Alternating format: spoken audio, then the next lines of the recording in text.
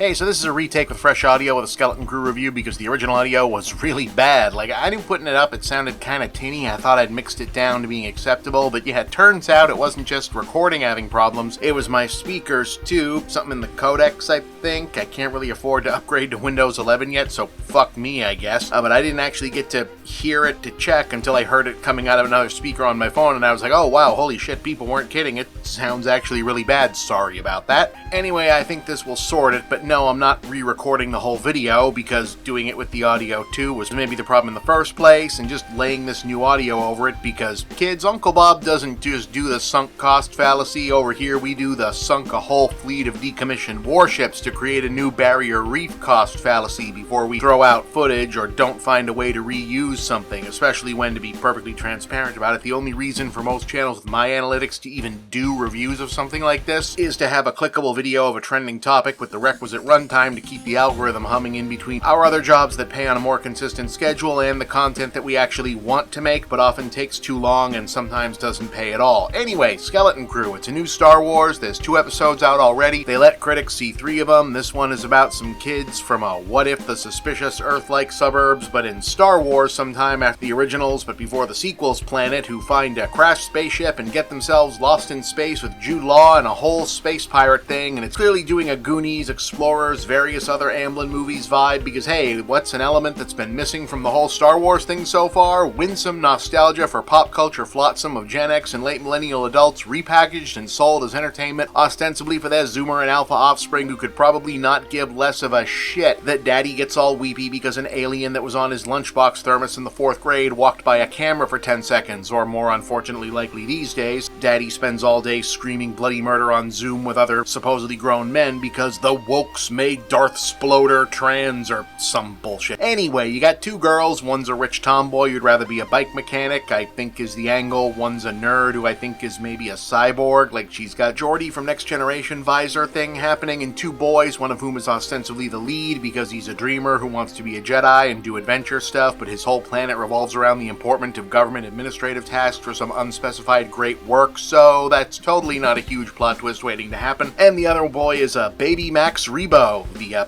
blue elephant guy, because after Grogu they've clearly determined that one of the Muppet characters, but as a baby this time, is how they're going to keep paying for these, and yeah, no notes, baby Max Rebo is clearly a highlight, he rules. But yeah, the gimmick they're hanging this one on is that once the kids actually shoot themselves up into space, and I like that they achieve this through no real extra plot contrivance beyond their children, and children sometimes just do dumb fucking shit because why the hell not? It turns out they can't just turn around and go home because their planet, At-Aten, already established as having a sort of barrier around itself to be safe and out of the way of whatever else is going on in the Star Wars galaxy, metaphor for the whole place looking like an overly well-manicured upscale suburban cul-de-sac, get it, is somehow not on any star maps, and the rest of the galaxy hasn't heard of it, or they have heard of it but they think it's a made-up place from fairy tales where there's treasure and stuff. Hey, what's going on there? But it has something to do with why they've only got old-time Star Wars Republic money, but this is supposed to be new-time Star Wars Republic. Guess that's going to be a plot point. So yeah, they're going to have to team up with and or run from colorful characters and go on crazy space pirate adventures with Jude Law, who's all mysterious and cool. Is he good or evil? But that's always fun. And I like seeing all the Star Wars aliens and spaceships and blasters and all that. So even at this early juncture, it's a good time, and I think it's going to be a good time throughout. At the very least, it feels like the nostalgia callback business is balanced appropriately with the fresh stuff, so it feels fresh, and, you know, I imagine that'll last exactly as long as it takes them to get to the part where we find out that Jude Law is actually the nephew or uncle or son or father, whoever, of some guy we already know from the other movies before or after this, and it all gets fucking annoying again. Like I said before, it feels like Star Wars kind of comes in 2 flavors now, where sometimes it's trying to do the meaningful genre expansion, let's make some cinema dramaturgy, so you get Andor or Acolyte, and I'm fine with that. I liked both of those. But then on the other side is the more common, hey, here's some action figures and playsets, let's fuck around with them in the sandbox Happy Meal stuff like Mandalorian and all the live-action cartoon spin-offs Filoni does, and this feels like a pretty self-assured entry from the Happy Meal side, and that's fine. It works as that. I'm very positive about where it looks like it's going, while also being preemptively very tired about whatever excuse the scumfucks of YouTube will invent to hate it. So yeah, anyway, if I time it right, this should cut out right about where I broke for a spoilery take the first time, right about here.